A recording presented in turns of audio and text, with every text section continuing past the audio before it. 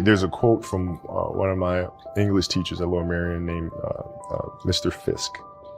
He had a great quote that said, "Rest at the end, not in the middle." And that's something I always live by. You know, I'm not going to rest. I'm going to keep on pushing now. There are a lot of answers that I don't have, even questions that I don't have. But I'm just going to keep going. I'm just going to keep going, and I'll figure these things out as we go, right? And you just continue to build that way. So I try to live by that all the time. I had a purpose. I wanted to be one of the best basketball players to ever play. And anything else that was outside of that lane, I didn't have time for. At what age did that goal become crystal clear? I made that deal with myself at 13 years old. At 13 years old? 13 years old. That's the you deal were I made. Crystal clear about it. Crystal clear. And where did inspiration come from? The love of the game. The love of the game, the challenge. Like I would watch Magic play, I'd watch Michael play, and I would see them do these unbelievable things. And I'd say, you know, can I get to that level? I don't know, but let's find out. Let's find out. You know, I had a summer where I played basketball when I was like 10 or 11 years old. And here I come playing and I don't score 1 point the entire summer. I remember crying about it and being upset about it. And my father just gave me a hug and said, listen, whether you score 0 or score 60, I'm going to love you no matter what. Wow. Now that is the most important thing that you can say to a child. Because from there, I was like, okay, that gives me all the confidence in the world to fail. But to hell with that, I'm scoring 60.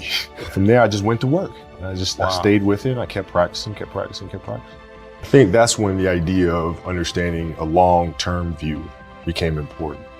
Because I wasn't going to catch these kids in a week. I wasn't going to catch them in a year, right? So that's when I sat down and said, okay, this is going to take some thought, right? What do I want to work on first? All right, shooting. All right, let's knock this out. Let's focus on this. Half a year, 6 months, do nothing but shoot. When I came back the next summer, I was a little bit better. I scored. Yeah, you know, it wasn't much, right, but I scored. 12, 13. And then 14 came around, back half of 13, 14 years old. And then I was just killing everyone. What I had to do was work on the basics and the fundamentals. Well, they relied on their athleticism and their natural ability. And because I stick to the fundamentals, it just caught up to them. And then my body, you know, my knees stopped hurting. I grew into my frame, and then it was game over. Wow. Now, were you always competitive from the day you were born? You were super competitive? Competitive with things that I participate in. So I'll put it to you this way. So like, you know, basketball for me was the most important thing. So everything I saw, whether it was TV shows, whether it was books I read, people I talked to, everything was done to try to learn how to become a better basketball player. Everything. And so when you have that point of view, then literally the world becomes your library to help you to become better at your craft. So at 13 years old, I had a kill list. And so, you know, they used to do these rankings, so Street and Smith basketball rankings. And I was nowhere to be found because I was like 6'4", scrawny, like 160 pounds soaking wet. So I was like 57 on the list.